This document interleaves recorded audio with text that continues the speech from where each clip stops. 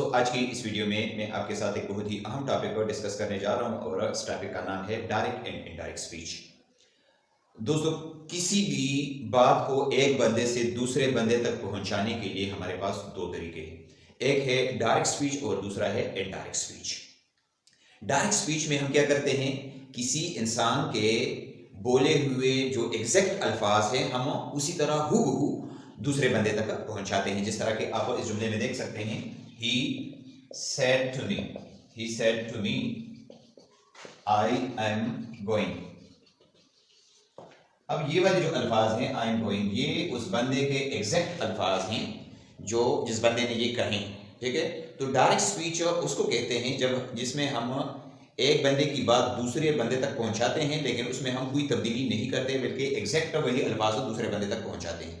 और दूसरा जो तरीका है जिसको हम इनडायरेक्ट स्पीच कहते हैं, उसमें हम अपनी तरफ से चंद एक अल्फाज का इजाफा करते हैं। जिस तरह की ये जुमला है, he told me that he was going। अब इस जुमले में आप देखें, इसमें हमने चंद एक अल्फाज का इजाफा किया है। said to की जगह told आ गया है। तरह that का लफ्ज जो है ये इसमें इस्तेमाल हुआ है, कामास जो है वो खत्म हो गए हैं। यहाँ पर आई की जगह पर ही इस्तेमाल किया गया है, इस तरह एम की जगह पर वाज का इस्तेमाल किया गया है, टेंस भी चेंज हो गया है। तो जब हम डायरेक्ट स्पीच से जुमले को इनडायरेक्ट में कन्वर्ट करते हैं तो चंद एक तब्दीलियां हैं, चंद एक चेंजेस है जो कि हम करते हैं। और ये चेंजेस जो है ये तीन किस्म के हैं। वो तीन तब्दीलियां ये हैं, चेंज ऑफ टेंस यानी टेंस की तब्दीली, चेंज ऑफ पर्सन्स और प्रोनाउंस, पर्सन्स या प्रोनाउन की तब्दीलियां, और नेक्स्ट है चेंज ऑफ सर्टेन वर्ड्स, चंद एक अल्फाज हैं जिसको हमने चेंज करने हैं। अब हम बारी बारी एक को डिटेल के साथ सीखते हैं ताकि हमें एग्जैक्टली इसके जो चेंजेस है उसका हमें पता चल जाए। अच्छा जी, जो तीन हम चेंजेस करेंगे उसमें से सबसे जो फर्स्ट नंबर पर चेंज है वो है चेंज ऑफ टेंसेस, यानी टेंस की तब्दीलियां। इसको डिस्कस करने से पहले मैं आपको एक मिसाल देना चाहता हूं ताकि हमें इसकी अच्छी तरीके से समझ आ जाए। ठीक है, तो एक जुमला है, he said to me I go to school। ये हमारे पास एक जुमला है। अब मैं चाहता हूं कि इसको मैं चेंज करूं। ठीक है, तो इससे पहले मैं आपको ये बता दूं कि ये हिस्सा जो है इसको हम कहते हैं रिपोर्टिंग स्पीच। इसको हम कहते हैं रिपोर्टिंग स्पीच और इसको हम कहते हैं रिपोर्टेड स्पीच। ठीक है, अब आपने एक बात नोट करनी है कि अगर ये रिपोर्टिंग स्पीच प्रेजेंट टेंस में या फ्यूचर टेंस में हो तो इसके अंदर टेंस की तब्दीली नहीं आएगी। ये जो कामास है, इन्वर्टेड कामास, इसके अंदर जो टेंस इस्तेमाल की गई है उसमें हम चेंजेस नहीं करेंगे। अगर यहां पर प्रेजेंट टेंस हो या फ्यूचर टेंस हो, और अगर यहां पर पास्ट टेंस हो तो फिर ये टेंस जो है फिर हम चेंज करेंगे। यानी फर्ज करें अगर प्रेजेंट टेंस हो, इस तरह का कोई जुमला हो, he says to me I go to school। तो इसमें अगर हम इसको चेंज करें तो ये बन जाएगा he tells me that he goes to school। अब इसमें देखें, ये जो टेंस है ये प्रेजेंट इंडेफिनिट टेंस है और यहां पर जो टेंस है वो भी प्रेजेंट इंडेफिनिट टेंस है। तो इसके अंदर इसलिए तब्दीली नहीं की गई क्योंकि यहां पर प्रेजेंट टेंस का इस्तेमाल किया गया है। अब अगर इसकी जगह पर पास्ट टेंस का इस्तेमाल किया जाए जिस तरह के ऊपर है तो फिर हम तब्दीली करेंगे। ठीक है, फर्ज करें मैं आपको ये चेंज करके देता हूं, ये फिर इस तरह बन जाएगा, he told me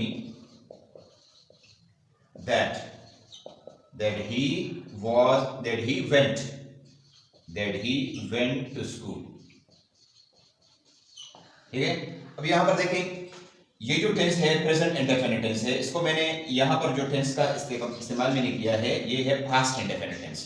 तो इसको मैंने इसलिए चेंज किया है क्योंकि यहां पर पास्ट टेंस का इस्तेमाल किया गया है। अगर यहां पर पास्ट टेंस का इस्तेमाल किया गया हो रिपोर्टिंग स्पीच में तो हम रिपोर्टेड स्पीच के अंदर जो भी टेंस हो उसको हम एक फार्मूले के तहत उसमें हम तब्दीली लाएंगे।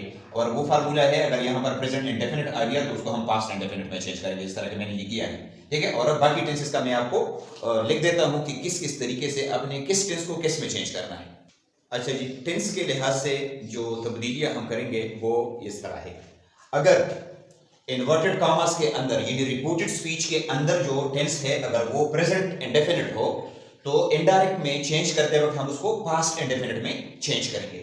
अगर प्रेजेंट कंटिन्यूस दिया गया हो वहां पे तो हमने इसको पास्ट कंटिन्यूस में चेंज करना है इनडायरेक्ट बनाते वक्त। और अगर प्रेजेंट परफेक्ट कर दिया गया हो तो उसको हम चेंज करेंगे पास्ट परफेक्ट में।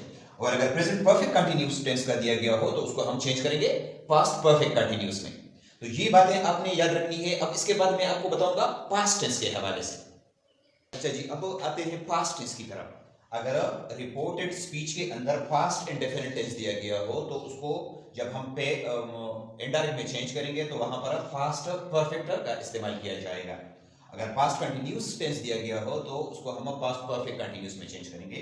पास्ट परफेक्ट हो तो फिर पास्ट परफेक्ट को उसी तरह रहने दिया जाएगा, यानी उसके अंदर हम कोई तब्दीली नहीं करेंगे। और इसी तरह अगर पास्ट परफेक्ट कंटिन्यूस आ जाए तो वहां पर भी हम कोई तब्दीली नहीं करेंगे और पास्ट परफेक्ट कंटिन्यूस को बिल्कुल उसी तरह रहने देंगे। अब इसके बाद फ्यूचर टेंस रहता है। फ्यूचर टेंस के हवाले से अगर मैं आपको बता दूं, तमाम फ्यूचर टेंसेस में विल और शैल का इस्तेमाल होता है। तो अगर रिपोर्टेड स्पीच के अंदर फ्यूचर टेंस दिया गया हो तो आसान तरीका ये है कि इनडायरेक्ट बनाते वक्त हम उस विल और शैल की जगह पर वुड का इस्तेमाल करेंगे और यूं ये जुमला जो है वो चेंज हो जाएगा। तो ये था ये जो तब्दीली थी टेंसेस के हवाले से वो तो हमने पढ़ ली। अभी मैं हर एक टेंस से कोशिश करता हूं कि आपको एक एक जुमला दे दूं और साथ साथ इसको चेंज करते जाएंगे तो इस पर हमारा प्रैक्टिस होता जाएगा, ठीक है। तो सबसे पहले जो जुमला है वो मैं आपको दे देता हूं। He said to me, I go to school। ठीक है, ये एक जुमला है, ठीक है। और ये टेंस इसका हमें पता है कि ये प्रेजेंट इंडेफिनिट टेंस है, लिहाजा ये इसको नोट कर ले पहले। ये चूंकि पास्ट टेंस में है लिहाजा ये टेंस प्रेजेंट इंडेफिनिट से अब चेंज होगा पास्ट इंडेफिनिट में। और वो इस तरह, he told me that he went to school। ठीक है, यानी ये जो टेंस है ये पास्ट इंडेफिनिट में है, ये टेंस चेंज हो गया प्रेजेंट इंडेफिनिट से पास्ट इंडेफिनिट में, ठीक है। नेक्स्ट एक जुमला है वो he said to me I am eating mangoes। ठीक है, बस कर ये एक जुमला है। अब ये जुमला किस टेंस से है? ये है प्रेजेंट कंटिन्यूस। अब फार्मूले के मुताबिक हमने इसको चेंज करना है पास्ट कंटिन्यूस में, ठीक है। तो ये आ जाएगा he told me that he was eating mangoes। ठीक है, यानी I am eating mangoes ये प्रेजेंट कंटिन्यूस का जुमला है, इसको हम चेंज करेंगे तो ये बन जाएगा पास्ट कंटिन्यूस का जुमला, ठीक है। अच्छा जी, नेक्स्ट ये जुमला है he said to me I have eaten apples। अब I have eaten apples ये है प्रेजेंट परफेक्ट से, तो फार्मूले के मुताबिक इसको हम चेंज करेंगे पास्ट परफेक्ट में। तो ये बन जाएगा he told me that he had eaten apples। ठीक है, इसके बाद ये एक जुमला है he said to me I wrote a letter। ठीक है, तो ये जुमला है पास्ट इंडेफिनिट का। अब फॉर्मूले के मुताबिक हमने इसको चेंज करना है पास्ट परफेक्ट में, तो ये बन जाएगा he told me that he had written a letter। तो ये हो गए ये टेंसेस। एक दो जुमले में चाहता हूं कि मैं आपको फ्यूचर से भी दे दूं। ये एक जुमला है he said to me I shall write a letter। अब ये I shall write a letter ये क्या है? ये फ्यूचर इंडेफिनिट का जुमला है। तो इसको जब हम चेंज करेंगे तो मैंने आपको बताया था कि विल और शैल की जगह पर हम वुड का इस्तेमाल करेंगे, बाकी जुमला को इसी तरह लिख लेंगे। ये बन जाएगा he told me that he would write alert। ठीक है, तो उम्मीद है आपको इस चेंज ऑफ टेंस की समझ आ गई होगी कि टेंस को किस किस तरीके से आपने चेंज करना है। अब आते हैं नेक्स्ट और बहुत ही अहम जो तब्दीली है वो है प्रोनाउन की तब्दीली। जिस तरह के आप देख रहे हैं यहाँ पर आई है लेकिन यहाँ पर मैंने ही का इस्तेमाल किया है, तो ये तुक्के के हिसाब से हम करते हैं नहीं, ये एक फार्मूला है, मैं आपके साथ वो शेयर कर रहा हूँ। उसी फार्मूले के तहत आपने सारे प्रोनाउन जो है वो चेंज करने हैं। अच्छा जी, नेक्स्ट जो तब्दीली है वो है चेंज ऑफ पर्सन्स या प्रोनाउंस। यहाँ पर आपने ये फार्मूला जो है आप नोट कर लें कि एक है SON 1 2 3। ठीक है, यहाँ पर इसका मतलब है सब्जेक्ट, ठीक है, O का मतलब है ऑब्जेक्ट और इसका मतलब है नो चेंज। जबकि फर्स्ट का मतलब है फर्स्ट पर्सन प्रोनाउन, सेकंड का मतलब है सेकंड पर्सन प्रोनाउन और थर्ड का मतलब है third person pronoun. First person pronoun हमारे पास है आई और वी, इस तरीके से सेकंड पर्सन हमारे पास है यू और थर्ड पर्सन हमारे पास है ही, शी, इट और दे। अच्छा, अब आपने ये समझना है कि ये जो हिस्सा है ऊपर वाला हिस्सा SON वाला, ये किसके लिए है? ये रिपोर्टिंग स्पीच के लिए है, रिपोर्टिंग स्पीच। और ये जो हिस्सा है ये सेकंड वाला हिस्सा, यहां पर प्रोनाउंस लगे हुए हैं, ये हिस्सा है रिपोर्टेड स्पीच के लिए। ठीक है, इसको अच्छी तरह समझने के लिए मैं आपको एक मिसाल देता हूं। He said to me, I am busy। ठीक है, ये हमारे पास हो गया एक जुमला। अब जब हम इस जुमले को चेंज करेंगे, ठीक है, तो यहां पर हम देखेंगे, अगर अब ये है आई क्या है? ये फर्स्ट पर्सन प्रोनाउन है, तो फर्स्ट पर्सन प्रोनाउन को हमने चेंज करना है सब्जेक्ट के मुताबिक। किसके सब्जेक्ट के मुताबिक? ये जो रिपोर्टिंग स्पीच है इसके सब्जेक्ट के मुताबिक। यानी यहां पर ही है तो यहां पर हम ही लगाएंगे, ये इस तरह बन जाएगा। He told me that he was busy। अब यही कहां से आया? फार्मूले में है कि अगर रिपोर्टेड स्पीच के अंदर फर्स्ट पर्सन प्रोनाउन हो तो इसको हम रिपोर्टिंग स्पीच के सब्जेक्ट की मुनासिबत से चेंज करेंगे। यहां पर ही है, लिहाजा यहां पर मैंने ही लगा दिया। अब अगर मैं इस जुमले को चेंज करूं, इस तरह कर लूं, He said to me you are busy। ठीक है, तो फिर क्या आएगा? अब हम देखेंगे कि यू क्या है, यू सेकंड पर्सन प्रोनाउन है, ठीक है, और इसको हम चेंज करेंगे ऑब्जेक्ट की मुनासिबत से, तो ये है सब्जेक्ट और ये है ऑब्जेक्ट। ठीक है, तो यहां पर मी है और ये ऑब्जेक्टिव हालत में है, लिहाजा हम यहां पर इसको सब्जेक्टिव हालत में लिखेंगे। तो मी का जो सब्जेक्टिव हालत है वो है आई, तो यहां पर ये आ जाएगा आई, दैट आई वाज बिजी। ठीक है, इसी तरीके से अगर यहां पर हमारे पास आ जाए ही इज बिजी, तो अब क्या करेंगे?